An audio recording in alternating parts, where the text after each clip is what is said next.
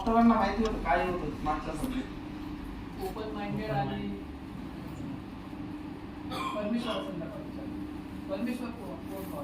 अच्छा open minded वरती होतं चॅप्टर आहे ना. ठीक आहे, सगळ्यांची ऐकण्याची कुवत आहे ना, इच्छा आहे का नाही, का झोप लागताय? तुम्ही ऐकलं तर तुमचा फायदा आहे, माझं काही नाही. हो मला पाठांतर आहे की नाही. तुम्हाला माहिती आहे मी मागच्या वेळेस सांगितलंय माझं एक सेशन कितीला पडलं असं. जास्त असेल, तुम्ही ते कमी केलंय, ते खूप जास्त असेल हो. त्याच्यामुळे ते एवढे पैसे एवढे 85,000 म्हणता येते. चला ₹1,00,000 पकडून घेऊ आपण. ₹1,00,000 एक सेशन आहे माझं. तुम्हाला जर ऐकायचं असेल तर मन लावून ऐका, नाही ऐकायचं असेल तर तरी पण तेवढेच पैसे भेटतील मला. तुम्ही किती इच्छा केली मला ऐकायचंच नाही तरी मला पैसे तेवढेच भेटतील. त्याच्यामुळे जबरदस्तीने सांगा, ऐकून घ्या है ना. तुमने अगर सुना तो तुम्हारा फायदा है, बहुत अच्छा है. व्यक्तिमत्व सुधारना, जिस काम के लिए हम लोग यहाँ पे आए उसके अंदर क्या सुधारना चाहिए उसके बारे में ये लेक्चर है. हाँ, बिलच्या नजरेतून पुस्तकाचं नाव आहे आणि त्यांनी पहिलं चॅप्टर दिलेलं आहे त्याच्यामध्ये व्यक्तिमत्व सुधारणा है ना.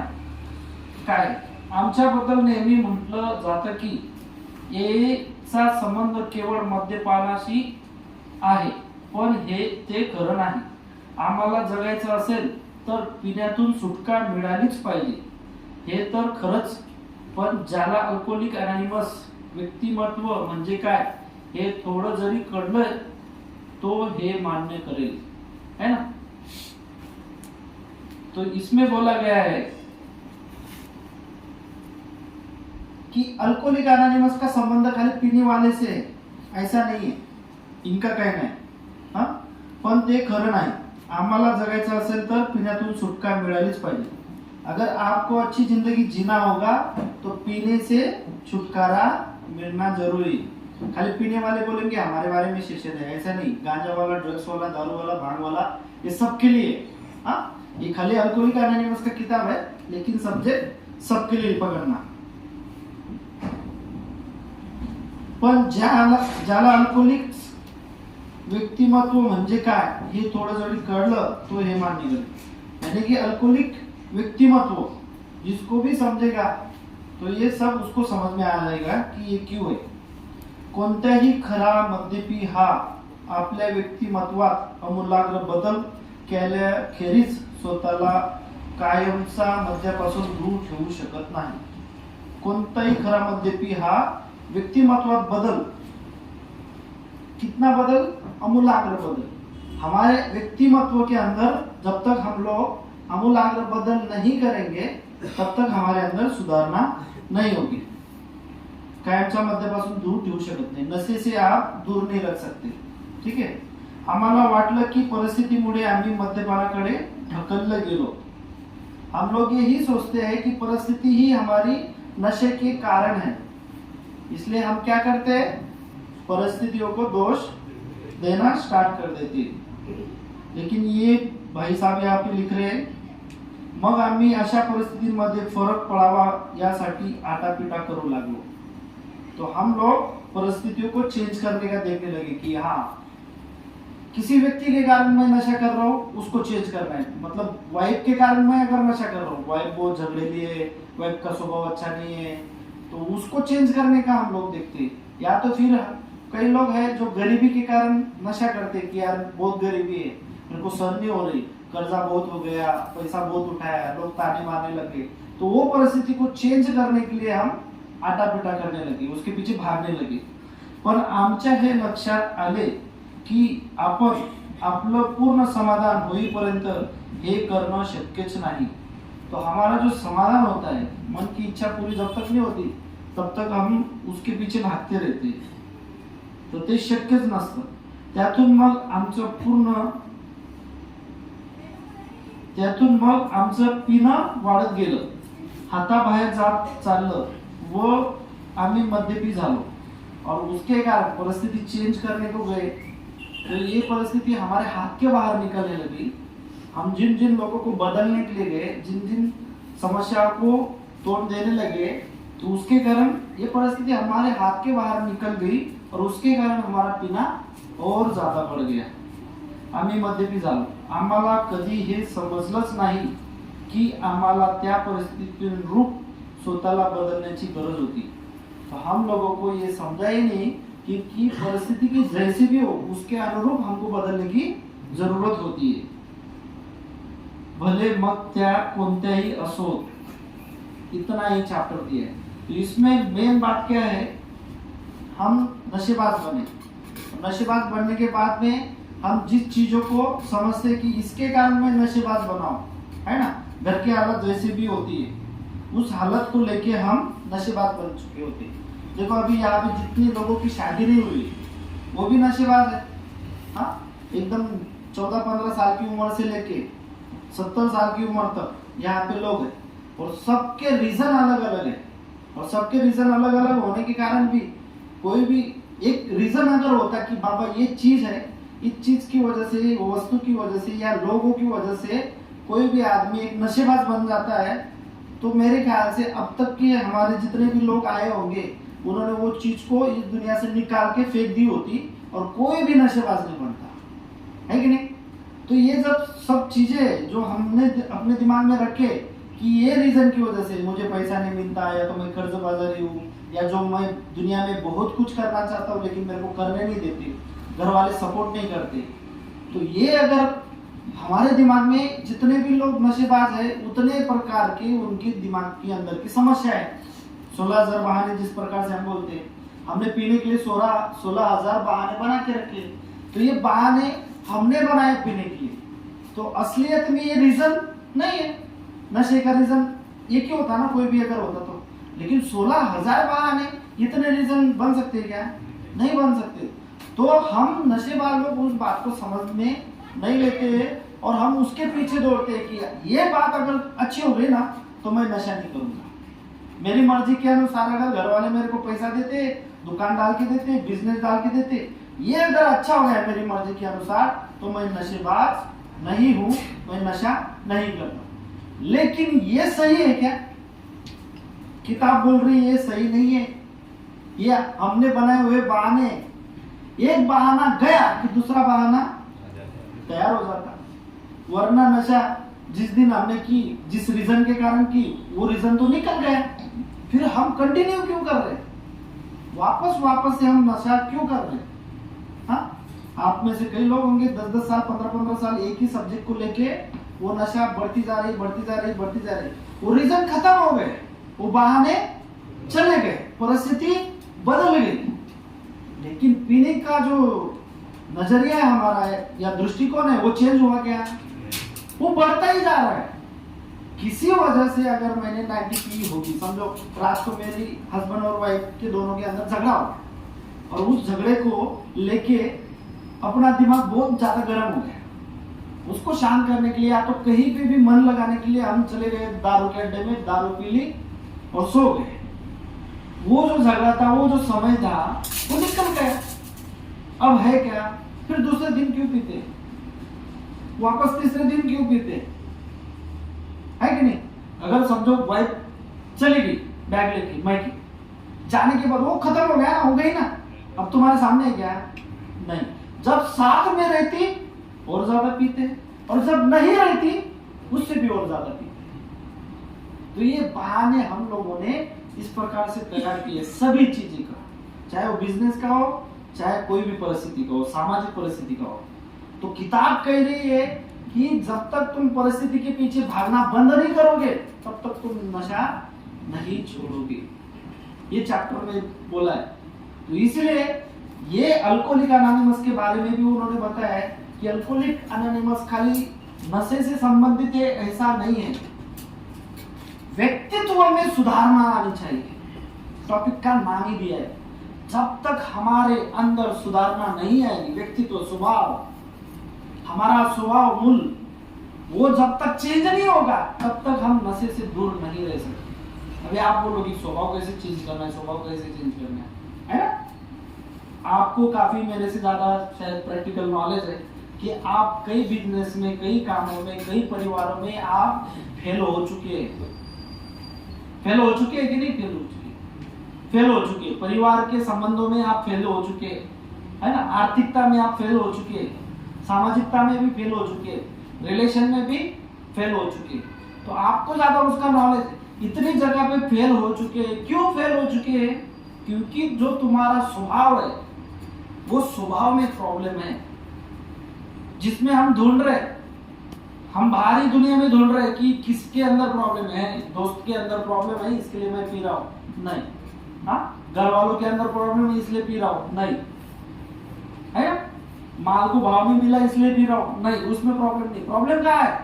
प्रॉब्लम की जड़ ही तुम्हारा स्वभाव है, ब्रेन से रिलेट है ये चीज, अपना दिमाग से रिलेट है, मन से रिलेटेड है, ब्रेन और मन ये दोनों की चीज के अंदर का ये प्रॉब्लम है। जो व्यक्ति तो हम सब एक ही साथ है, इस दुनिया में जितने भी लोग हैं सबको सेम है कि नहीं, दो हाथ है, दो पांव है, एक दिमाग है, शरीर दिया हुआ है, वो भी लोग वही खाते जो हम खाते, जो अच्छे लोग अपनी नजर से जो आज हम देखते कि हाँ बाबा इनको कोई प्रॉब्लम नहीं है, सुखी समाधानी व्यक्ति है, जो दुनिया में आके बहुत प्रगति कर रहा है, उसको भी वही चीज है, हमें भी वही चीज है। हाँ, धूप उसके लिए सूरज उतना ही देता है जो उसके लिए देता है, वो हमें भी देता है कि नहीं? बरसात भी उसके लिए उतनी ही होती है, हमें भी उतनी ही होती है, सब चीजें सेम है, पर प्रॉब्लम अलग अलग क्यों है? प्रॉब्लम अलग अलग क्यों है? उसको भी भगवान ने दिमाग दिया है, हमें भी दिया है, फिर प्रॉब्लम समझने वाला अलग अलग क्यों है? हमारा स्वभाव मेन चीज है, स्वभाव जो हमने खुद ने डेवलप की। स्वभाव ऐसी चीज है जो आदमी खुद डेवलप करता है। हाँ, देखो आप लोग सोचोगे ऐसा नहीं होता सर, जिस माहौल में आदमी रहता है उसके जैसे बनता जाता है, झूठ है ये बात।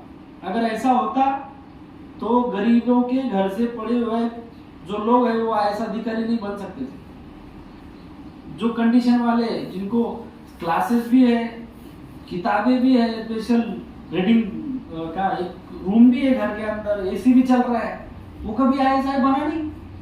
आईएएस अधिकारी की लिस्ट निकालते देखो, झोपड़पट्टी में रहते रहते आईएएस बन गया। हाँ, कितने सुनने में आता है आजकल। फिर अगर उसकी परिस्थिति देखो ना वहां पे जाके कैसे है, अब्दुल कलाम कैसी परिस्थिति वाला था, गरीबी से आया था ना, लेकिन अब्दुल कलाम कहां तक पहुंच गया, फिर ऐसा क्यों हुआ? ऐसा होता ही नहीं था ना। परिस्थिति किसी को डेवलप करने के पीछे परिस्थिति का हाथ नहीं रहता है, ये उस व्यक्ति के ऊपर डिपेंड है कि उसने अपने ब्रेन को किस प्रकार से ट्रेनिंग दिया है। ये ट्रेनिंग वाला सब्जेक्ट है। आप शरीर को या ब्रेन को जिस प्रकार से ट्रेनिंग देते हो उसी प्रकार से वो काम करता है। 100% ये प्रूफ है दुनिया में। देखो साधु संत लोग अपने दिमाग को साधु संत वाला ट्रेनिंग देते हैं। दिमागी खेल है सब कुछ, इसलिए साधु संत की तरह वो रहते हैं, साधु संत की तरह ही वो जीवन पूरा उसी प्रकार से निभाते हैं, है ना। एक मिलिट्री वाला इंसान, मिलिट्री वाला होगा तो आपको बताएगा, मिलिट्री में जब भी जाता है उसको मिलिट्री की तरह ट्रेनिंग मिलती है, रूल्स एंड रेगुलेशन में रहने का। कुछ भी हो जाए उसको संबंध पता नहीं होते, रिलेशन पता नहीं होता है, सामने आए ठोकना है, नहीं तो वो आपको ठोक देगा। सच है कि नहीं? हाँ, तो उसी प्रकार से एक कमांड पे काम करने वाले लोग होते हो, उनको ट्रेनिंग उस प्रकार से दी जाती है कि ऐसी कमांड आई वो फॉलो ही करना पड़ेगा, कुछ भी जाओ। तुम्हारा वहां पे जान भी गई तो भी सरकार को कम पछतावा नहीं है, पैकेज मिल जाएगा घर पे जाके। हाँ, तुम्हारे बीवी बच्चों को पकड़ चालू हो जाएगी। ट्रेनिंग दी गई, उस ट्रेनिंग के दौरान से वो उस तरीके से बनते हैं, है कि नहीं। तो हमें अपने ब्रेन को ट्रेनिंग देना पड़ेगा, जो भी आज तक का इतिहास से लेकर आज तक का वर्तमान तक जो भी मेरा स्वभाव है ये प्रॉब्लमेटिक है। ये कभी परिस्थिति के पीछे छुपता है, तो कभी दोस्तों के पीछे छुपता है, तो कंडीशन के पीछे छुपता है। किसी न किसी को रीजन बनाना जानता है ब्रेन, और अपनी मजा मारना चाहता है। मैं हमेशा बोलता हूँ, नशेबाज का ब्रेन उसके साथ में गेम खेलता रहता है, सोबरिटी में भी गेम खेलता है और नशे के दौरान भी गेम खेलते रहता है। वो हमें उल्लू बनाना जानता है, इस बॉडी को उल्लू बनाना जानता है, कुछ भी करके उसको यहां से उठा के दुकान तक लेके जाना जानता है ब्रेन। तो मैं बोलता हूं हमेशा कि ब्रेन की मत सुनो, ब्रेन की जब जब सुनोगे तब तक हम दूसरे गंदे रास्ते पे ही जाएंगे, गलत रास्ते पे ही जाएंगे। और गलत रास्ते पे जाओगे तो कभी हमारी डेवलपमेंट नहीं होगी। किताब में भी लिखा है, यही लिखा है कि परिस्थिति के पीछे भागते रहोगे तो और ज्यादा गहरे तुम डीपली नशे के पीछे निकल जाओगे। भागते ही रहोगे, परिस्थिति तुम्हारा पीछा नहीं छोड़ेगी फिर। तो उससे क्या होगा, आपको अपना स्वभाव अगर चेंज करना है तो हमें अपना पहला पास्ट इतिहास भूलना पड़ेगा। मैं घमंडी था, इगोस्टिक था, मुझे ऐसा नहीं चलता था मैं जमा कर दो उसको। जो भी हुआ, आपने पहले जो भी किया हो उसको भूल जा। मैं हमेशा मेरा एक उदाहरण देता हूं कि 2004 साल में मैं इंटरनेशनल लेवल की एनजीओ में काम करता था। 64 देश में काम करने वाली एनजीओ थी। 28-29 तारीख को हमारी 28 से 29 तारीख को हमारी सैलरी हो जाती थी। 2004 में मेरे को करीबन 17-18 हजार पगार थी, एक्सपेंसेस अलग थे, सब कुछ थे। लेकिन जैसे भी एक भौरा आया, बाउंडर आया, हम सब ने रिजाइन कर दिया कंपनी को। शायद हमारा ईगो आ रहा होगा या कोई परिस्थिति चेंज थी, उसके कारण मैंने भी रिजाइन कर दिया। जैसे भी घर पे बैठा, 2 महीने तक काम नहीं मिला। 2 महीने भीख मांगता रहा दोस्तों के पास, भाई दे दे 10 रुपए दे दे, 20 रुपए दे दे। हाँ, खाने पीने का वो लोग संभाल रहे थे। जैसे भी डाउन हुआ, मैंने खुद को चेंज करना शुरू किया। बाबा अभी तू नीचे आ जा, तेरे को अभी 17-18 हजार कोई सैलरी नहीं देगा, तेरी औकात नहीं है। वो कंपनी दे रही थी तेरे को, दूसरे कोई देगा नहीं। मैंने 2500 पगार से नशा मुक्ति केंद्र में काम करना स्टार्ट किया। कितना? 17-18 हजार और 2500 कितना है? खुद का ईगो नीचे लाने का काम किया। तू जो था उसको भूल जा। अब तेरे पास है क्या और अब कंडीशन क्या है तेरी, उस हिसाब से तू खुद को बदल ले। झुकना पड़ेगा, घर वालों के सामने झुकना ही पड़ेगा, समाज वालों के सामने झुकना ही पड़ेगा, बीबी के सामने झुकना ही पड़ेगा। नहीं झुकोगे मर जाओगे। कितने मर गए? अपने ही नहीं आपके गिन लो, 4-5 तो गए। जो झुके नहीं मर गए। राहुल मोरे गया ऊपर, है ना? जो पुराने लोग है वो जानते, जो झुके गए नहीं वो मरेगा। और मौत सीधी नहीं आती दोस्त, बहुत बेकार गंदी मौत है। तड़प तड़प के मरना है। अगर तुम्हारे घर पे बच्चे होंगे, उनके लिए बाप नहीं रहेगा, बीबी को पति नहीं रहेगा, माँ बाप को बच्चे नहीं रहेंगे। इसीलिए इससे अच्छा तो ये है कि खुद झुक जा। परिस्थिति अगर चेंज करनी है, चेंज नहीं कर सकते, परिस्थिति के अनुरूप तुमको बदलना पड़ेगा। अब वो परिस्थिति तुम्हारे ऊपर आ गई है कि तुमको परिस्थिति के अनुसार बदलना ही होगा। अगर तुम परिस्थिति को बदलने जाओगे, तुमको ये दुनिया उखाड़ के फेंक देगी। परिस्थिति तुमको उखाड़ के फेंक देगी। टिक नहीं पाओगे बाहर, ना फैमिली में टिक पाओगे। अब भी कंपैरिजन करके देखो घर वालों के साथ में। अगर 2 भाई हो, तुम कहां पे और तुम्हारा भाई कहां पे? अगर दोस्त हो, तुम्हारा दोस्त कहां पे और तुम कहां पे हो? कंपैरिजन करके देखो अपने आप। हाँ, तुम तुम्हारे अट्टहास के लिए, अट्टहास मन की इच्छा के लिए, दुनिया को बदलने के लिए जा रहे हो। बदली दुनिया। आज तक किसी का भाई बदला, किसी की मम्मी बदली, किसी की बीबी बदली? अरे नहीं बदलेंगे वो लोग। वो क्यों बदले? उनकी गलती क्या है? समाज जिस दिन उनके ऊपर उंगली उठाएंगे, उस दिन वो लोग बदलेंगे। लेकिन आप अगर उनके ऊपर उंगली उठा के उनको बदलना चाहोगे, वो कभी नहीं बदलेंगे, चाहे कोई भी हो। तो ये ईगो पहले अपने से दूर कर दो कि मैं दुनिया को बदल के रख दूंगा, मैं परिस्थिति बदल के रख दूंगा, घर वालों को बदल के रख दूंगा। नहीं बदलेंगे वो लोग, क्योंकि उनके स्वभाव में गलतियां नहीं है। वो क्यों बदलेंगे? जिनके स्वभाव में गलतियां है उसने बदलना चाहिए ना। हाँ? तो मैं बदल गया, 2500 पगार पे काम करने लग गया, 2500 पगार पे काम करने लग गया। जब मैं खुद को बदलने लग गया मैं छोटा क्यों ना हो, मेरे से पोस्ट कम क्यों ना हो, उससे भाई साहब ये वो रिस्पेक्ट देने लग गया ना, अपने आप मेरे को रिस्पेक्ट मिलने लगती है। समझ रहे हो? आज भी तुम्हारा अगर स्वभाव तुमने भी किया होगा, मैंने भी एक जमाने में किया है। जब भी मैं होटल में जाता था, वेटर को वेटर हो भैया, सिटी बुला के पूछा है ना, उसको कैसा लगता होगा? इतना करोड़पति की औलाद है कि साला मेरे को सिटी बुला के बुला रहे हैं टेबल पे। हाँ, कैसी परिस्थिति बदल दी हमने नशे के दौरान। वाटर पीने के लिए गए, सिगरेट मंगानी बाहर से, 50 की नोट निकाली, उसको बोले एक सिगरेट ला, बाकी के तू रख। इतने बड़े करोड़पति थे हम? हाँ? नहीं थे।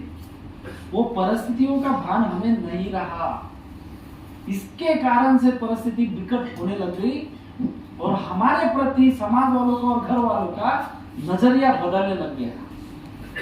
जब तक हम अच्छे थे तब तक हमको सब कुछ मिल रहा था कि नहीं मिल रहा था? हा? जो आपने मांगी होगी चीजें वो सब कुछ घर वालों ने उससे भी ऊपर वाली चीजें हमको दी है, दी कि नहीं दी? जब तक हमारे मुंह को शराब नहीं लगी थी, जब तक हमने नशा नहीं किया था, तब तक हम जो चाहते थे वो सब कुछ देने के लिए घर वाले तैयार थे। हद से ज्यादा घर वालों ने हमारे लिए किया है। जब उनकी बारी आई हमारे पास मांगने की, तब हमारे दोनों हाथ खाली। क्या दे सकते हैं हम आज उनको? हाँ, उन्होंने तो हमारे ऊपर पैसा लगाया। देखो बॉस, इस दुनिया का एक रूल्स है, कोई भी चीज पे जब भरोसा होता है कि मैं 1 रुपए डालूं और 10 रुपए वहां से आएंगे, तभी घर वाले या बाहर वाले हमारे ऊपर पैसा लगाते हैं। लगाते कि नहीं लगाते? जितने भी लोग यहाँ पे बैठे आपके ऊपर पैसा लगाया घर वालों ने पढ़ाई के लिए, उनको कुछ तो भी दिख रहा था, अगर ये पढ़ाई करेगा तो ये ऐसा बनेगा, कोई वकील बनेगा, कोई डॉक्टर बनेगा, कोई इंजीनियर बनेगा। कुछ तो भी सपना उन्होंने देखा था हमारे लिए घर वालों ने, इसलिए वो हमारे ऊपर पैसा लगाते थे। लेकिन उस पैसों का मुबदला हमने उनको क्या दिया? उनका मुबदला दिया क्या हमने? हाँ, वो माँ हो या बाप हो, कोई भी हो, इस दुनिया में कोई फुकट का पैसा किसी के ऊपर लगाता नहीं। लगाता है क्या? गारंटी जब होती है कि हाँ ये मेरा 1 रुपए का 2 रुपए करेगा, उसी के ऊपर पैसा लगाती है दुनिया, घर वाले, अपने सगे वाले भी, है ना? तो वो तुम्हारे ऊपर जो पैसा उन्होंने लगाया, उसका मुबदला आपने क्या दिया? कुछ दिया क्या? मैं पढ़ाई की बात कर रहा हूं। आप कोई बने क्या बहुत बड़े, और बड़े बनने के बाद में आपने अपने माँ बाप को वो रिटर्न में दिया क्या? जितने भी बैठे उनको पूछ रहा हूं, दिया क्या आपने? नहीं दिया ना? ठीक है, चलो वो पढ़ाई की बात थी, हमारी उम्र कम थी, 17-18 सालों की, लेकिन हमारी शादी करके दी, इतना बड़ा खर्चा किया, जिनकी शादी हुई है आप, हाँ, वो शादी के भी पीछे घर वालों का कोई तो भी दृष्टिकोण होता है कि नहीं, शादी करने के बाद इसके ऊपर जो पैसा लगा रहा हूं इसका बेनिफिट मेरे को मिलेगा। क्या मिलेगा? इसकी बीबी आएगी, मेरा हाथ बटाएगी, सास ससुर को सुख देगी, ऐसे ही ना? हाँ, सास ससुर को सुख देगी, मेरा बेटे की शादी हो जाएगी, इसको भी 2-4 बच्चे हो जाएंगे, है ना? ये भी अपनी जिंदगी अच्छे से जिएगा, दुनिया में हमको कोई नाम नहीं रखेगा। इसके ऊपर से शादी के पीछे हमारे पीछे पैसा लगाते थे। इधर देखो सब लोग लगाते हैं कि नहीं लगाते? जो उन्होंने हमारे शादी के पीछे पैसा लगाया उसका मुबदला आपने दिया क्या? दिया? किसकी बीबी किसके माँ बाप के पाँव दबा रही होगी, दबा रही है, सेवा कर रही होगी, कर रही है, उनको रोज रायता खाने के लिए दे रही होगी, दे रही क्या? आप बोलेगे सर मेरा क्या उसमें प्रॉब्लम, मैं थोड़ी उसका जड़ हूं, वो तो मेरी बीबी का स्वभाव ऐसा है। नहीं, तुम्हारे ही कारण है। जिसकी बीबी को अपने पति से सुख मिलता है वो हंसती है, खेलती है, आनंद मजा लेती है, वो अपने सास ससुर की भी सेवा करती है। लेकिन पति से ही अगर उसको सुख ना हो तो उसके माँ बाप के पांव दबाएंगे क्या हो? हाँ, तुम दारू पी के आओगे और तुम्हारी वाइफ बोलेगी जाने दो ये दारू पी के आया, मैं मेरी सास ससुर के पांव दबाती हूँ, ऐसा कभी देखा है? वो कोसती है तुम्हारे माँ बाप को, क्या बेटा जन्मा इसने, तुम्हारे ही कारण तुम्हारे माँ बाप से नफरत हो जाती है उसको, कि क्या इसके माँ बाप है अपने बेटे को नशेबाज बना दिए इन लोगों ने, इसको बोलते नहीं, इसको रोकते नहीं, इसको टोकते नहीं। और माँ बाप है जो तुम्हारे बीवी की पोस रही होती, इसके ही कारण वो पी रहा है, उसके मर्जी के अनुसार ही उसको करने नहीं देती, जो संभालना है, जो खाना पीना है, जो काम पे जाना है, प्रेम देना है, वो सब कुछ करने नहीं देती। एक दूसरे के ऊपर सब लोग ब्लेमिंग कर रहे हैं। और ये पूरा ब्लेमिंग का गेम चेंजर जो मेन कैरेक्टर जो है वो कौन है? हम खुद लोग हैं। हमारे ही कारण उनको सुख नहीं मिल रहा है। अपने माँ बाप की तरफ अपनी वाइफ अगर देख नहीं रही है तो अपने ही कारण, और उसके कारण भी कई पीने वाले लोग हैं कि मेरे माँ बाप की तरफ देखती नहीं इसलिए मैं पीता हूँ।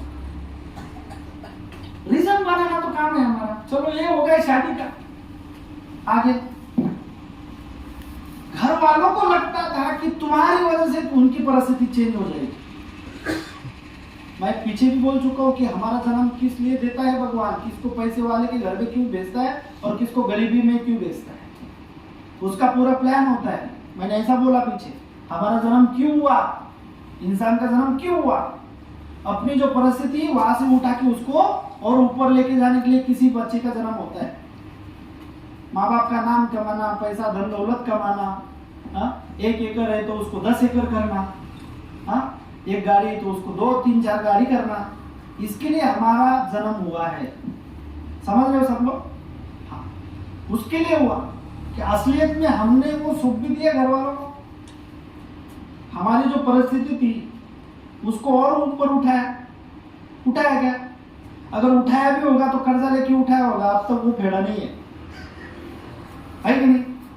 अगर 1-2 एकड़ ली भी होगी तो वो किसी से न किसी से पैसा लेके ली है जो अब तक हमारे देने की दानत तक नहीं है, और उसके कारण गहरे ज्यादा टेंशन में फंस चुके होंगे, उसके कारण कई लोग नशा भी कर रहे होंगे, है ना? तो हमें जो भगवान ने जन्म दिया है उस परिस्थिति को चेंज करने का, हमारे माँ बाप की नजर से उन्होंने जो हमको जन्म दिया कि उनकी परिस्थिति बदलने के लिए, तो हमने वो सही में किया क्या किया? जो परिस्थिति थी उसको और नीचे लेके आए, जो इज्जत थी उसको और नीचे लेके आए, जो बिजनेस था उसको और नीचे लेके आए, खत्म करने का ही काम हमने किया है। किया कि नहीं बॉस? हाँ, नशे की वजह से हो और चाहे कुछ भी वजह से हो, लेकिन उस चीज को हमने और नीचे लेके आए। तो मेरा कहने का मतलब यह है कि तुम्हारा जो इतिहास से लेकर वर्तमान तक, आज दिन तक जो भी स्वभाव है इसको चेंज होना पड़ेगा, इसको चेंज करना पड़ेगा। चेंज कैसे करेंगे?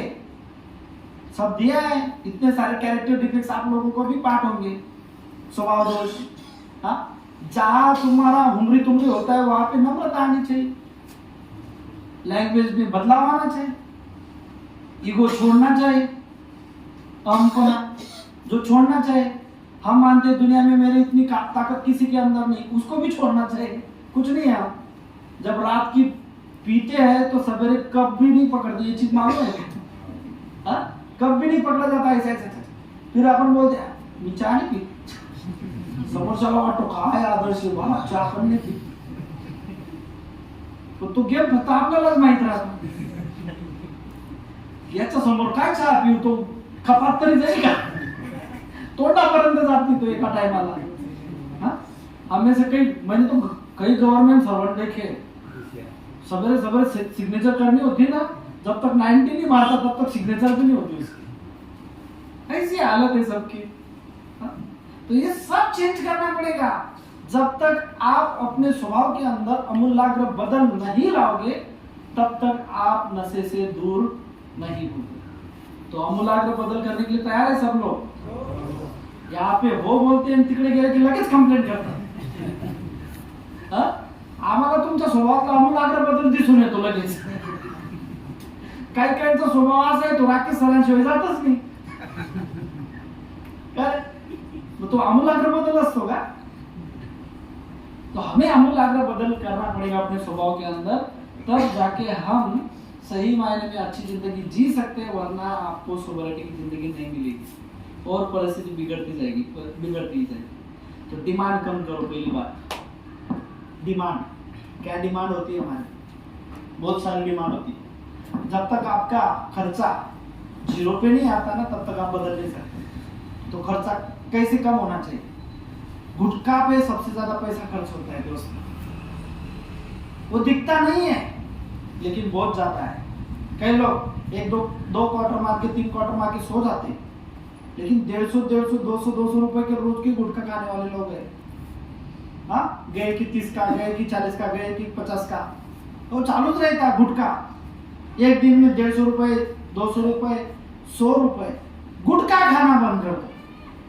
गुटखा अगर खाना बंद गए, आपके 150 रुपए बचने लग जाएंगे, है ना? दूसरा चीज, तंबाकू पे आ जाओ, औकात पे आ जाओ।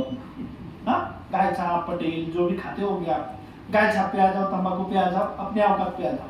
बड़े लोगों के सामने भी अगर किसी पान शॉप के ऊपर गए, उसने बोला ले गुटखा, तो भी मत लेना। उसको बोलना बाबा नहीं, मेरी औकात यही है, वो खाना स्टार्ट कर दो, है ना? तुम्हारा खर्च दिन में 5 रुपए आ जाएगा, 2 दिन पूर्ति है कि? पहले ये खर्चा बंद। और ब्रांड बोलते हैं ना, वो साला दारू पी की कौन सी गटर में गिरता है पता नहीं लेकिन उसको चाहिए ब्रांड। ये ब्रांड वाली चीजें बंद करो। हाँ, कपड़ों की हो चाहे जो भी हो, शूज की हो, ये जब तुम्हारी हद से ज्यादा पैसे आने लग जाएंगे तब करो ना ब्रांड। कुछ प्रॉब्लम है क्या? तभी तुम इंडिया में मत कपड़ा खरीदो, तुम जाओ उधर दूसरे देश में जाओ कपड़ा खरीदने, कोई प्रॉब्लम नहीं, लेकिन वो लेवल तुम्हारे आने चाहिए। तब सबसे पहली बात, ब्रांड बंद करो, गुटखा खाना बंद करो, खुद का खर्चा 0 पे लाओ। आप आधा ही उधर से बदलना स्टार्ट हो जाएंगे। घर वाले बोलेंगे पोरगा काय सुधारला, चमायला रोजच्या 500 मागायचा, रोजच्या 250 मागायचा, 4 दिवस झाले 1 रुपये मागत नाही। ते टेंशन मध्ये गेले पाहिजे, हा कुठून घेतोय का, है ना? उनको ऐसा लगना चाहिए बाहर से बंदोबस्त करने लग गए, लेकिन करो मत। तो पैसा सबसे खर्च करना कम कर दो, खुद के ऊपर पैसा खर्च करना कम करो। ये बात, आधा स्वभाव उधर ही चेंज हो जाएगा। नम्रता लेके आओ, कोई भी बोले उसकी सुनो, करना मन की है। हाँ, करना जो है मन की है, लेकिन सुनने की तो आदत डालो। लोगों का हमेशा एक ही रहा है, हर फैमिली का एक ही रही है, हमारी सुल्तानी, वाइफ बोलती मेरी सुल्तानी, पापा बोलते मेरी सुल्तानी, बहन बोलते मेरी सुल्तानी। तो उनकी सुनने लग जाओ, चाहे जो भी कुछ हो, चाहे अच्छा हो या बुरा, उनकी सुनना ही सुनना है हमें, है? करके देखो ना, तुमने तुम्हारे मर्जी से करके देखा, क्या मिला? कुछ मिला नहीं, तकलीफ मिली, टेंशन मिला, दर्द मिला। अब उनकी सुन के देखो मिलता क्या है। सुनना तो जरूरी है कि नहीं?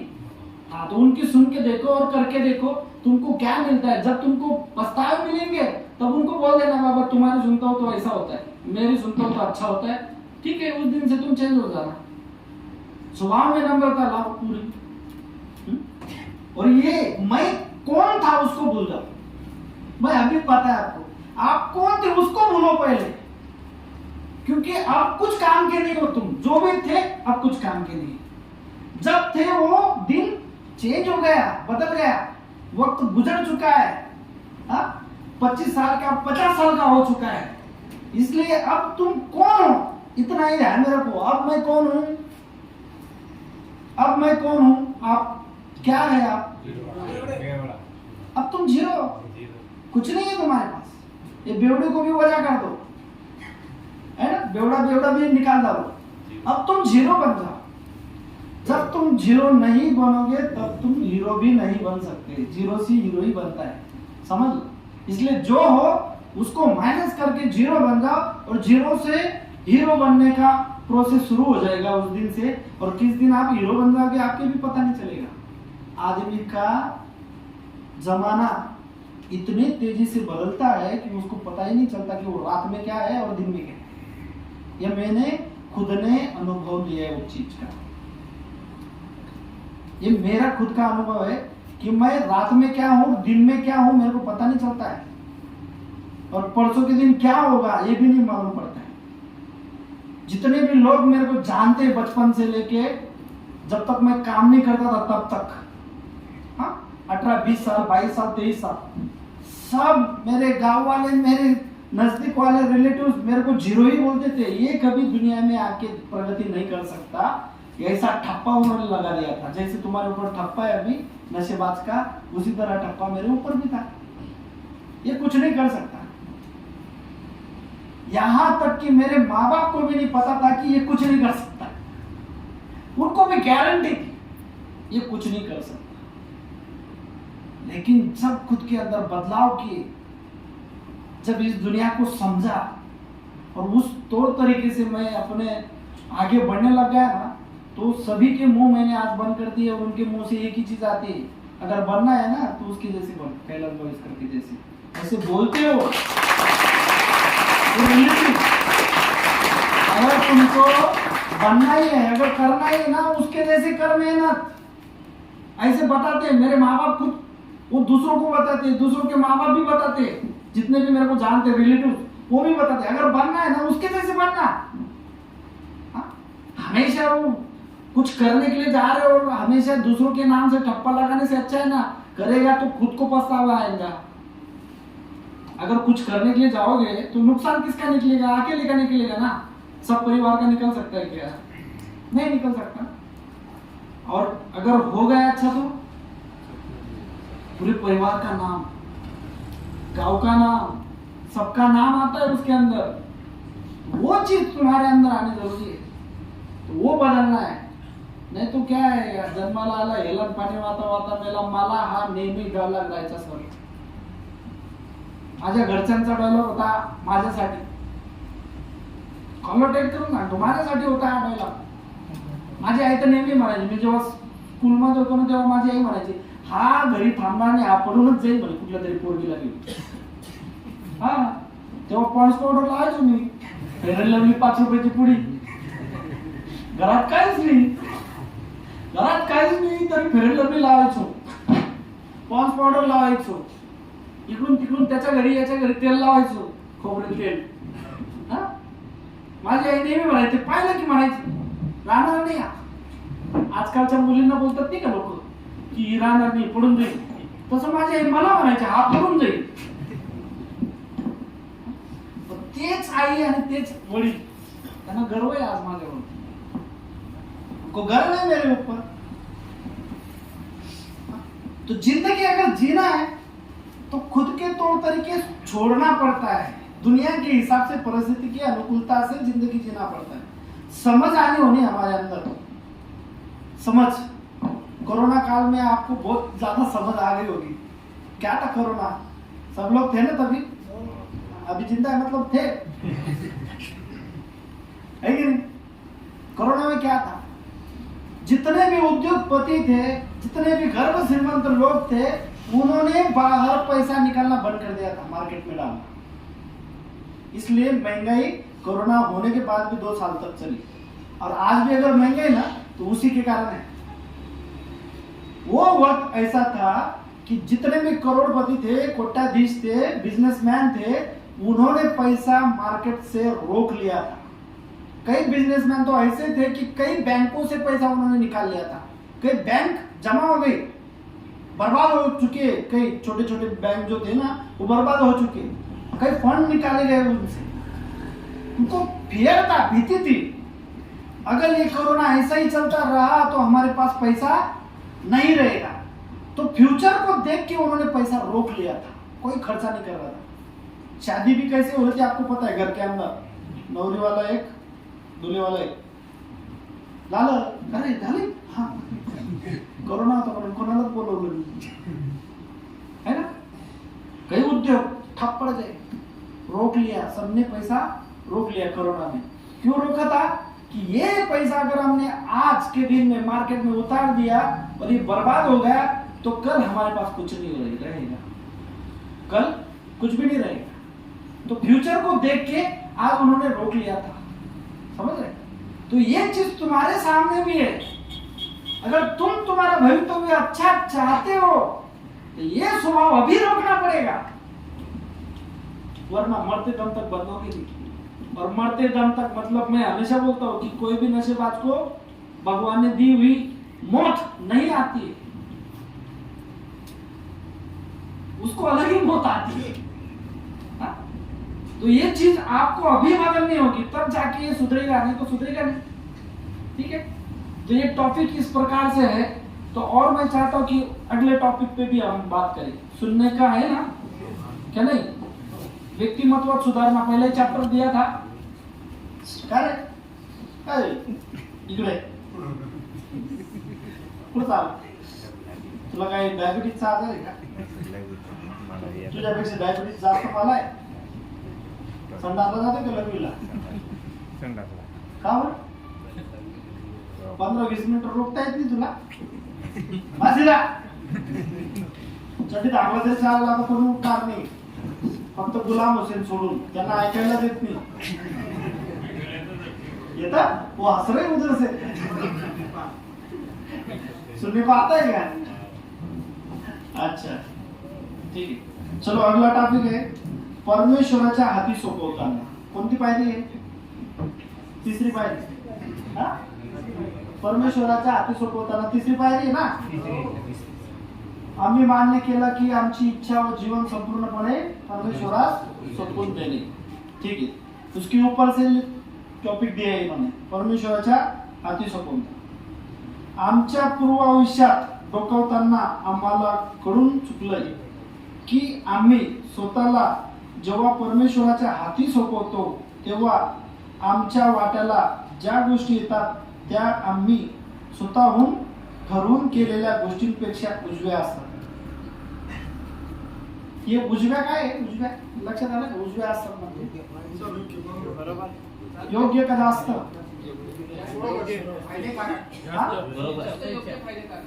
फायदेकारक. ठीक आहे, अजून एकदा टॉपिक जरा लक्षात घ्या. आमच्या पूर्व आयुष्यात डोकावताना आम्हाला कळून चुकलंय की आम्ही स्वतःला जेव्हा परमेश्वराच्या हाती सोपवतो तेव्हा आमच्या वाट्याला ज्या गोष्टी येतात त्या आम्ही स्वतः ठरवून केलेल्या गोष्टींपेक्षा उजव्या असतात. उजव्या असतात.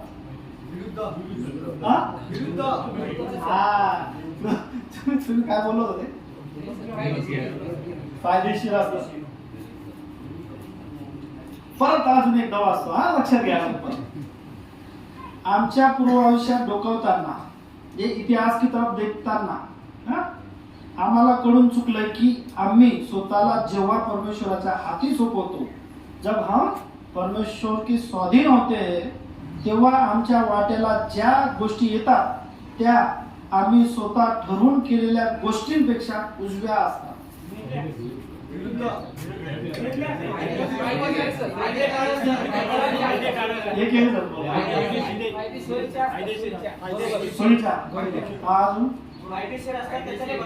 कोणाच्या गोष्टी? परमेश्वराच्या. बरोबर है ना? हाँ, जब भी हम लोग इतिहास की तरफ देखते हैं तब जब हम परमेश्वर के स्वाधीन जाते, तब आमच्या वाट्याला ज्या गोष्टी येतात, हमारे नसीब में जो भी बातें आती है ना, नसीबत म्हणावं लागेल का? वाट्याला म्हणजे हिशाला, हमारे हिस्से में जो भी बातें आते है ना, त्या आम्ही स्वतः ठरवून केलेल्या गोष्टींपेक्षा उजव्या असतात. मतलब परमेश्वर को जब भी हम सौंप देते और उनकी मर्जी से जब हम करते तो हम जितना कर सकते उससे कई गुना ज्यादा परमेश्वर की ओर से आता है ना. जब हम सौंपने की बात कही है, तीसरी पायरी है, आम्ही निर्णय केला की आमची इच्छा व जीवन संपूर्णपणे परमेश्वरास सोपवणे. परमेश्वर को हम जब सौंपते, हम आज तक जिस लेवल तक हम सोच सकते या काम कर सकते, तो हम वो सीमित होता है, छोटा सा हो जाता है. कब? जब हम खुद परमेश्वर को सौंप देते. जो भी अब मेरे नसीब में होगा या जो भी मेरे साथ होगा, सब मैंने भगवान तेरे को सौंप दिया है, तू जो भी करना चाहता है वो कर, मेरे साथ में तैयार हो. हाँ, और जब भी वो हमारे साथ कुछ करता है तो हमारी सोच के कितने गुना ऊपर तक कर देता है. तो इसलिए हमको ये सौंपना बहुत जरूरी है, सरेंडर करना बहुत जरूरी है. सरेंडर की बात कही है उन्होंने. है कि नहीं? आप यहाँ पे बैठ के सोच रहे होंगे, जब भी नए लोग आते हमेशा उनके दिमाग में एक चीज आती, पहली बात आती है मेरे को यहाँ पे क्यों लाया गया, दूसरी बात आती है मैंने यहाँ पे रहना चाहिए, ये आती है ना सबके दिमाग में, अरे ही माझी क्वालिटी आहे का, ही येड्यांमध्ये राहील कोण, कारण तो जो नवीन येतो ना तो तुम्हाला येडच म्हणतो, घरच्यांना तो एकच ब्लेम करतो, हे पागलांमध्ये टाकून दिले, अरे बाबा हा तीच क्वालिटी आपली है की नाही, तो पागल म्हणतो अक्षरशः सर्वांना, है की नहीं?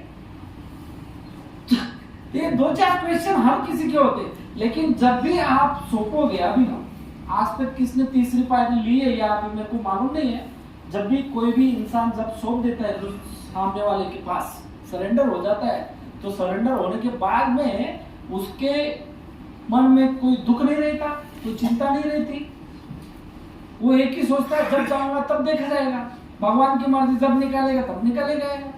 हाँ, उसके मन में किसी के बारे में ख्याल नहीं आते, हम इंसान है, परिवार के बारे में सोचते होंगे, बच्चों के बारे में सोचते होंगे, माँ बाप के बारे में सोचते होंगे, कई बिजनेस वाले के बारे में सोचते होंगे, है ना? लेकिन जब भी आप सोचते हो उसका फल आपको क्या मिलता है?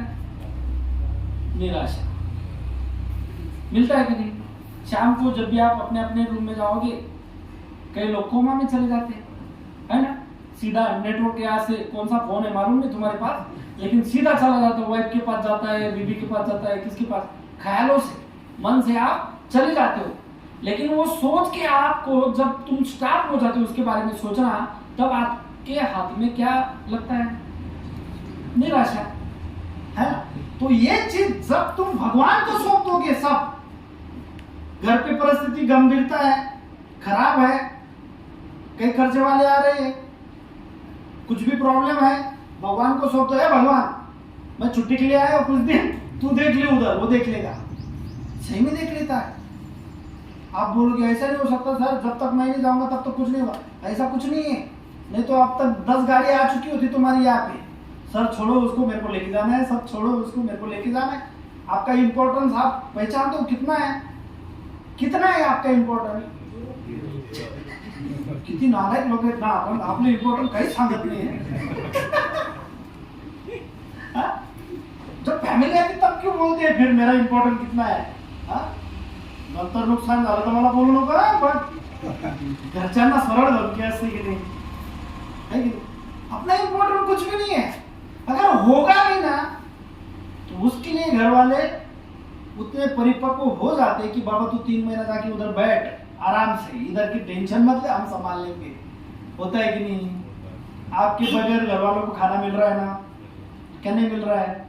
कि आपको ऐसा लग रहा है आप यहाँ पे आ गए वो भूखा सो रहे होंगे? नहीं, किसी को कुछ फर्क नहीं पड़ता इस दुनिया में। वो आप जो थे उल्लू, खुद को समझ रहे थे कि मेरे सिवाय घर नहीं चल रहा है, हम उल्लू थे, है कि नहीं? तो ये चीज है, तो जो भी टेंशन होगी, चिंता होगी, सब भगवान को सौंप दो यहां से, तू पुढचं बघून घे, मी करतो आता आराम, झोपा बिंदास झोपा। हाँ, लेकिन यहाँ पे जो भी कुछ बोलेगा ना उसको परमेश्वर मान लो।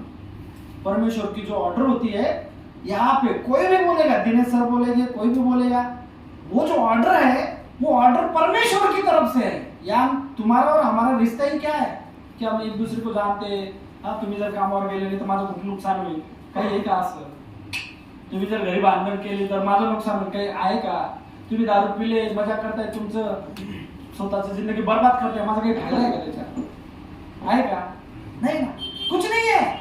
लेकिन हम जब भगवान के सामने सरेंडर हो जाते और बोलते हैं सामने से, भगवान अब तेरी बारी है, तू जो करना चाहता है कर, सब चक्कर सीधा घूमने लग जाएगा घड़ी की तरह। अब तक जो तुम्हारा चक्कर उल्टा घूम रहा है ना, उल्टा घूम रहा है, वो सीधा घूमने लग जाएगा, क्योंकि भगवान भी चाहता है तुम्हारा सरेंडर। तुम सरेंडर हो जाओ ऐसे भगवान चाहते हैं, तुम सरेंडर हो जाओ ऐसे तुम्हारा परिवार चाहता है, तुम्हारे बीवी बच्चे माँ बाप सब लोग चाहते यही कि तुम उनके सामने सरेंडर हो जाओ। और सरेंडर की आदत यहां से भी आनी पड़ेगी। जब तक सरेंडर नहीं होगी तब तक सोवरेनिटी नहीं मिलेगी, अच्छी जिंदगी नहीं मिलेगी। तो यही बोल रहे हैं, सरेंडर होना पड़ेगा बॉस, है ना। तो सरेंडर होने के बाद में तुम्हारे जिंदगी में जो बदलाव होंगे, तुमने जितना सोचा है उससे भी कई गुना ज्यादा हो जाएगा। होता ही है, बदलाव होता ही है। माझ्या खिन्नतेची खोली असह्य होऊ लागली।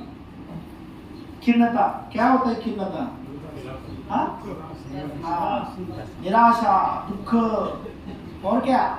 उदासीनता, वो जो गहरी होती जा रही हो, है ना। मैं उससे बाहर, एक मैटर में से बाहर निकल नहीं रहा हूं। जिस मैटर को मैं सुलझाना चाहता हूं वो और गहरा हो जाता है, और मैं इतने गहरे में चले जा रहा हूं कि वो मेरे को असह्य होने लग गई, सहन नहीं हो रहा। अभी सहनशीलता ही नहीं रही हमारे ऊपर, है ना, सहनशीलता निकल गई। शेवटी तर मला वाटायला लागलं की मी एक खोल गड्ड्याच्या पार तळ्यात येऊन अडकलोय। ये सब तकलीफ जब जब तुम्हारी दारू बढ़ती गई, जब तुम्हारे पीछे वो टेंशन बढ़ते गए, जब जब भी तुम परिस्थितियों को चेंज करने को देखने लगे, तो वो सब इस तरह होने लगे। तुम ये असते ना झाड, काय म्हणतात, स्पायडरमॅन है, स्पायडरमॅन ते जेव्हा झाड निघतं ना, इतकं मोठं करत करत करत करत डास सुद्धा जाऊ शकत नाही त्याच्यातून, है ना। ये कीड़े, छोटे मोटे कीड़े बराबर अटक जाते, और अटकने के बाद उनको एक ही चीज रहती है, मर जाओ। हाँ? वो मकड़ी आएगी, उसको खा जाएगी, मौत के अलावा कुछ नहीं है। ऐसे गहरे गड्ढे में हम गिर गए, जहां पे हमारा ईगो, जहां पे हमारा क्या पावर, ताकत सब निकल गई, पावरलेस हो गए पूरी तरह। इतने गहरे गड्ढे के अंदर अपन अटक गए अभी नीचे, है ना। सब समस्याओं में अटके हुए कि नहीं। तुम्हारा एक भी काम सीधा नहीं हो रहा है। हो रहा है क्या? नहीं। कितने भी दारू पी लो, एक भी काम सीधा नहीं होगा ही नहीं, है ना। इतने गहरे गड्ढे में हम चले गए। उसके बाद की मी एका खोल गड्ड्याच्या पार तळाला येऊन अडकलोय। त्या क्षणी माझ्यातील दुराग्रह, हट्टीपणा पूर्ण चिरडला गेला। जब भी हम नीचे जा चुके होते और हमें ऐसा लगता है कि अब यहां से मेरे को कोई निकाल नहीं सकता, या तो फिर मेरे सब पावर खत्म हो चुकी है, अब मैं यहाँ ये गहरे गड्ढे से निकल नहीं सकता, गहरे संकटों से बाहर निकल ही नहीं सकता, तब हमारे अंदर का दुराग्रह, दुराग्रह का मतलब दुराग्रह, गैरसमझ, वेरी गुड, गैरसमझ, हट्टीपना पूर्ण चिरडला गेला। वो पावरलेस हो चुका, हमारा जिद्द, हट्ट खत्म हो गया, गैरसमझ खत्म हो चुका है। त्याचा मागमूस ही नव्हता, मागमूस ही नव्हता, उसका ठाव ठिकाना या तो उसका निशान तक नहीं था, निशान, नामो निशान तक मिट गया था कि मैं ये हूं, मैं वो हूं। जो अपने अंदर झूठी पावर थी वो सब निकल गई। अचानक मी आक्रदंत झालो। क्या लँग्वेज है? अचानक आक्रदंत झालो। आक्रदंत हा? हो, 11 दात। 11 दात नाही, माणूस 32 दातांचाच राहतो। 11 दातांचं कधी ऐकलंय का?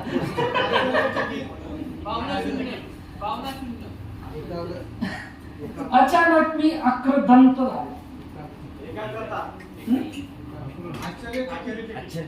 ठीक, बरोबर आहे। आश्चर्यचकित है ना, आश्चर्यचकित झालो होतो। देवा, आता देववाट व्हायला लागला सगळ्यांना। कभी हमें भगवान कब समझने लग जाते हैं, जब ये सब परिस्थिति बदल जाती है, अपनी पावर पूरी तरह लेस हो जाती है, और हमें ऐसा लगता है कि अब मुझे कोई बचा नहीं सकता। तब देवा, तू असशीलच तर मला यातून बाहेर काढ। अगर तू होगा तो मेरे को यहां से निकाल। तभी भगवान याद आता है सबको, है ना। जब तक कोई भी संकट, कोई भी टेंशन, कोई भी दुनिया का कोई भी बड़ा टेंशन हम हार नहीं मानते तब तक हम लड़ते रहते, है ना। मैं देख लूंगा, हो जाएगा, कर लूंगा, ये होगा वो होगा, तब तक मैं होता हूं, उसके अंदर मैं होता हूं। जब ये मैं निकल जाता है और हमारी औकात हमको समझ में आती है कि अब तुमको कोई बचाने वाला नहीं है, 1 मिनट के लिए ऐसा मन में लाओ कि तुम अकेले जंगल में घूम रहे हो, अचानक से शेर आ गया सामने से, इतने अंतर पे ये शेर ही है। अरे ऐसा समझो कि तुम अकेले हो और कुणाल आ गया सामने, क्या होगा कुणाल? काय नाही, त्यावेळेस आपल्याला काय वाटतं, अब मेरे को कोई बचा, अब मेरे को कोई बचा नहीं सकता। तब हमें एक ही याद आता है, भगवान तू असील तर मला वाचव रे। हा? नाही नाही नाही, तेव्हा आम्ही पाहिजे ना तिथं, आणि जेव्हा तुम्ही नसाल तेव्हा आमच्यावर आली तर मग पाळी,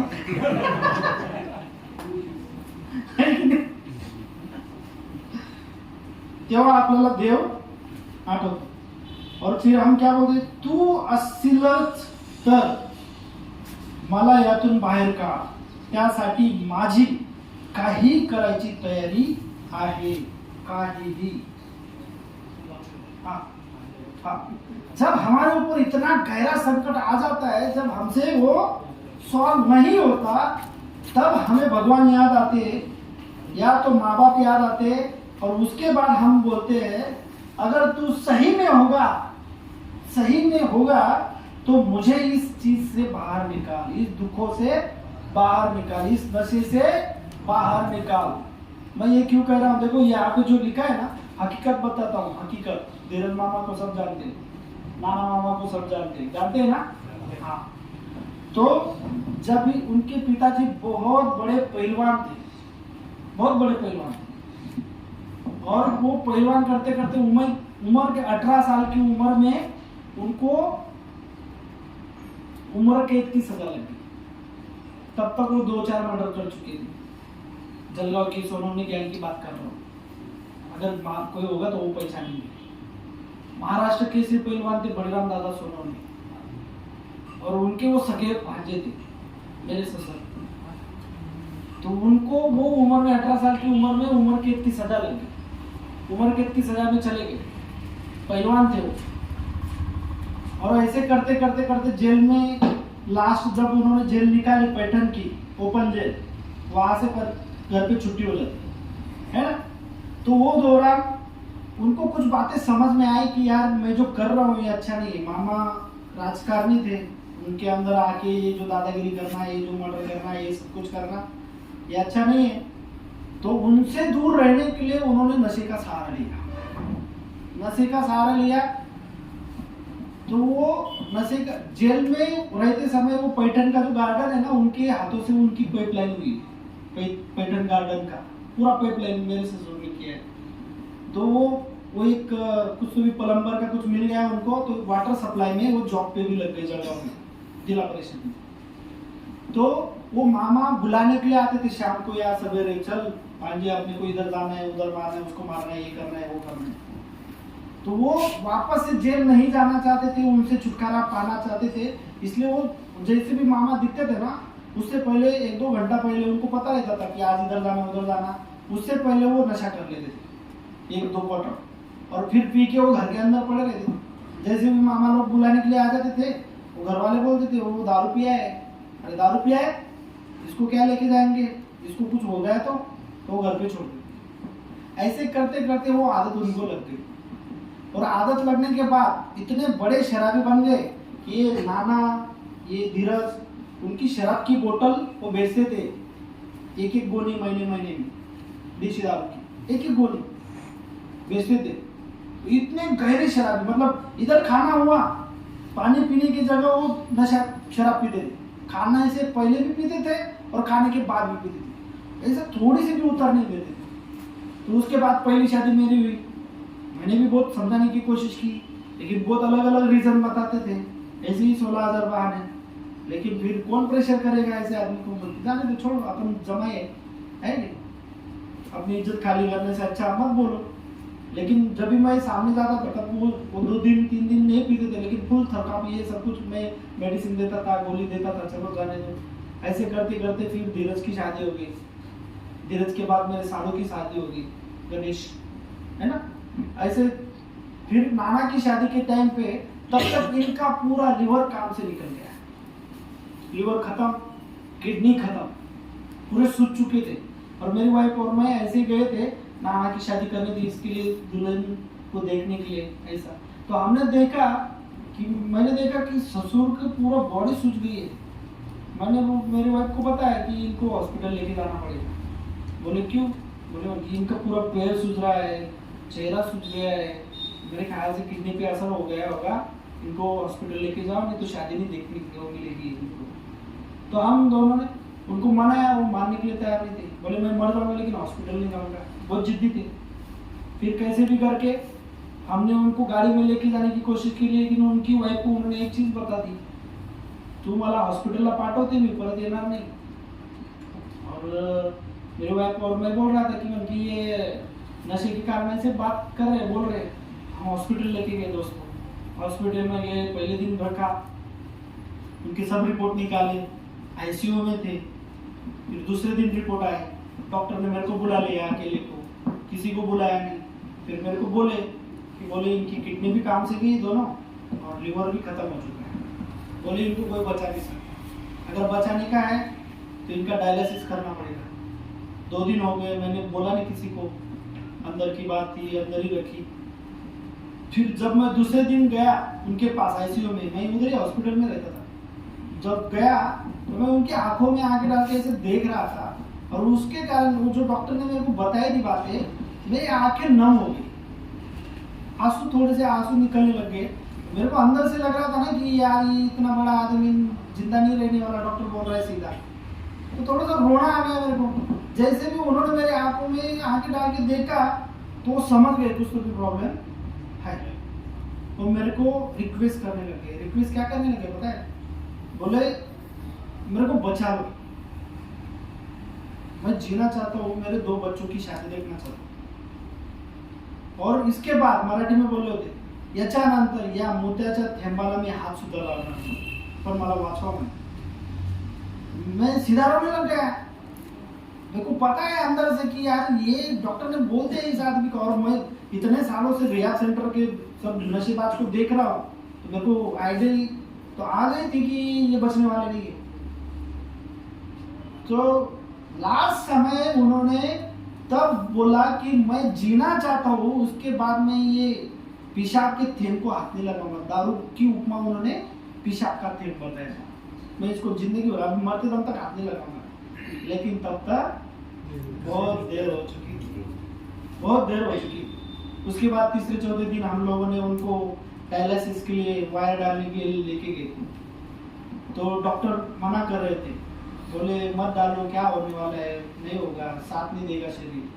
हम तो भी जबरदस्ती बोले इनको डाल के दो। तो उन्होंने यहाँ से चीर करके ऐसी वायर डाली थी डायलिसिस की, और फिर वहाँ से हम आईसीयू में लेके आए। रात को हम लोग सब सो गए 12 बजे, और 12 बजे वो विड्रॉल में चले गए।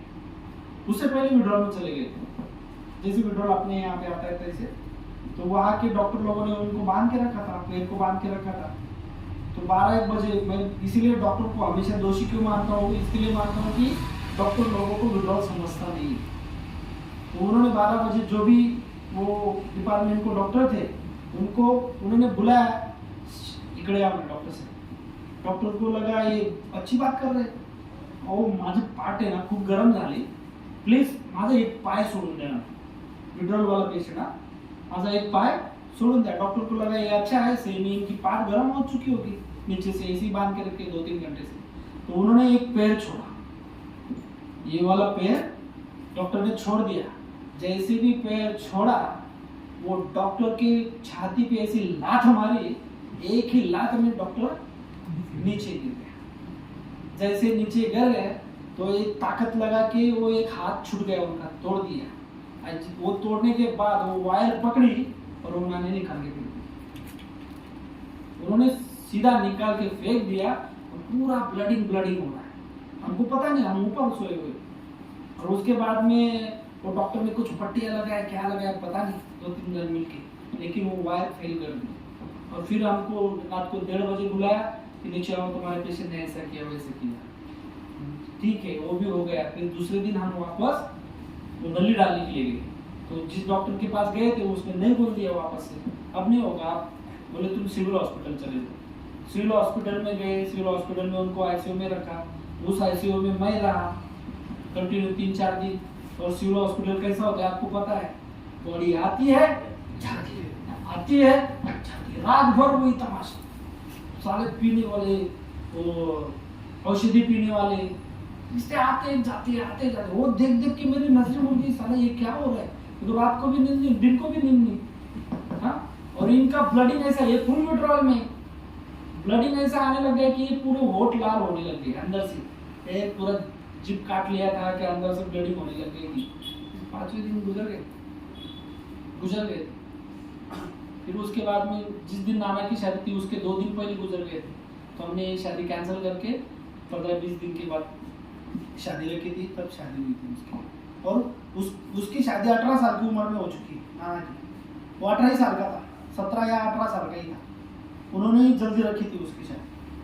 तो ऐसे किस्से, मतलब क्या है, जब उनकी इच्छा थी, जब सरेंडर हो रहे थे वो कि कुछ भी हो जाए मेरे को बचना है, लेकिन भगवान का दरवाजे तब खुल गए थे, मतलब जहाँ पे आदमी लेके जाते वो खुल गए। तो ये तो सरेंडर भी होना है, तो ये सब कुछ नुकसान निकलने से पहले हो जा, अपनी मर्जी छोड़ दो, अब नहीं छोड़ोगे तो कभी नहीं छोड़ोगे, फिर मौत आएगी और तुम चिल्लाओगे बचा लो भगवान बचा लो, तब क्या भगवान बचाएगा। हाँ, मैंने बहुत लोगों को देखा है मरते समय नशेबाज, अभी इसी पीढ़ी में वो 17-18 साल से तो कितने मरते हैं कि नहीं। हाँ भैया आता आम सांगितलं ना, दोरा देत त्याला बांधून घे पुढून बांधून घे।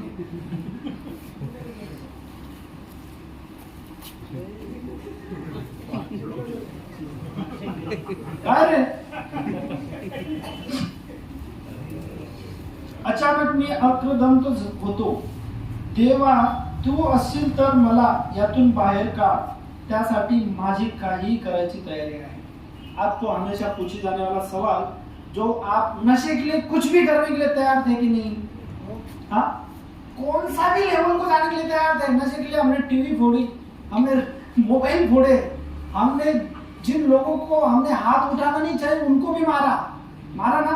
हाँ, हर वो परिस्थिति हमने उसके नीचे गहरे तक गए जो हमने नहीं करना चाहिए था। हमसे नीचे लेवल के लोगों ने दारू पी, हाँ? जो नहीं करना चाहिए था। कई लोग तो हमारे में ऐसे भी है जो किराना घर पे लाते, वही किराना शाम को किराने में बेचने के लिए जाते।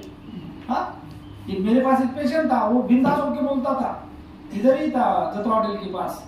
बोले सर, मैंने उसको पूछा तू नशे के लिए कौन सी हद तक गिरा है। उसने बोला सर मेरी वाइफ मेरे को किराना लेने के लिए लेके जाती थी किराने दुकान में, मैं काम के लिए जाता था, जिस दिन पगार होती थी 500-600 रुपए जो भी मिलते थे वो मैं किराना लेने के लिए जाता था। 3 किलो साकर, 2 किलो ये वो ऐसा सब कुछ भर के लाता था। और फिर वाइफ शाम को सब्जी लेने के लिए गई कि मैं वही किराना उठाता था और किराने की दुकान पे बेचता था। उसको बोलता था पैसा 50 रुपए, हाँ 100 रुपए, वो लेके मैं वापस देसी दारू के अड्डे पे जाता था। इस लेवल तक मैं गिर चुका हूं, है ना। तो अगर तुम पीने के लिए इस लेवल तक गिर चुके हो कि तुमको झूठ बोलना पड़ा, ऐसे लोगों के सामने झूठ बोलना पड़ा कि आप उनको तुम्हारे भगवान समझते हो, हम लोग उनको भगवान समझते हैं, उनके सामने हमको नशे के लिए झूठ बोलना पड़ा। कई बार हमने घर वालों को फंसाया, कई बार हमने दोस्तों यारों को फंसाया, रिश्तेदारों को फंसाया। जिसका भरोसा हमने जीता उन लोगों को फंसा चुके हैं। किसके लिए? ओनली नशे के लिए। तो हम नशे करने के लिए किस लेवल तक गिर चुके हैं आपको पता है। तो सुधारने के लिए भी कौन से भी लेवल तक हम गिरना चाहिए। सुधारने के लिए कुछ भी लेवल पार करने की कोशिश हमने करनी चाहिए। वो सुधार होगा तब क्या होगा, ज्यादा से ज्यादा यातना होगी, ज्यादा से ज्यादा दर्द होगा, ज्यादा से ज्यादा रट्टे पड़ेंगे, गालियां मिलेंगी, क्या होगा। और लेकिन उससे अगर सुधार हो रहा है ना, तो वो चीज करनी चाहिए, है कि नहीं? नशे के लिए तो किया ना सब, भंगार बेचे भाई, झूठ बोले भाई, खा गए सबको। हाँ? तो सुधारने के लिए कोई भी लेवल हद पार करने के लिए तैयार होनी चाहिए। हमेशा मैं बोलता हूँ कि एक काउंसलर थे, वो अपने पेशेंट को चेक करने के लिए, ये सरेंडर हुआ कि नहीं उसको चेक करने के लिए वो उसकी हमेशा एग्जाम लेते थे। अपनी चड्डी बनियान निकर धोने के लिए बोलते थे, जा तू ये ना माझ्याकडे काउन्सिलिंग साठी, मी तुझा काउन्सिलर आहे ना, एक काम कर इकडे, ये माझा चड्डी बनियान धुवून आण। और वो ऐसे आदमी को, हमेशा ऐसे आदमी को बोलते तो जो पहले से ही करोड़पति हो। अभी करोड़पति क्या हो, जो सोने का चम्मच लेके पैदा हुआ है, उसको चड्डी बनियान दूसरों की धोने के लिए दो तो उसका क्या रहेगा, है ना? ईगो आएगा कि नहीं आएगा? हाँ, तो वो ये सब चीज चेक कर देते और बोलते थे जा धोके ला, धोके अगर लाया तो उसी को वो पर्सनल काउंसलिंग करते थे, नहीं तो वरना उसको बोलते थे ये जाने दे, ये कच्चा नारळ है, कच्चा है, इसको पक्का होने के लिए बहुत वक्त लगेगा, रखो इसको 6 महीना, उसके बाद में काउंसलिंग करूंगा, है ना? हद पार करनी चाहिए हमने सब चीजों की। आप अच्छी जिंदगी चाहते हो तो भगवान की परीक्षा लेता है ना बॉस? नहीं लेता है। सबको इजीली मिल जाता है क्या? बिना मेहनत का किसी को मिला है आज तक? कुछ कुर्बान करना पड़ेगा तभी कुछ मिलेगा। कुर्बानी क्या है? कुर्बानी तुम्हारा स्वभाव है, स्वभाव बन दो, सोबरिटी लो, यही सब है। तो बाकी की चीजें अपन बाद में करेंगे, अभी वक्त हो चुका है तो कर लो ना खत्म। बोर हो गए क्या?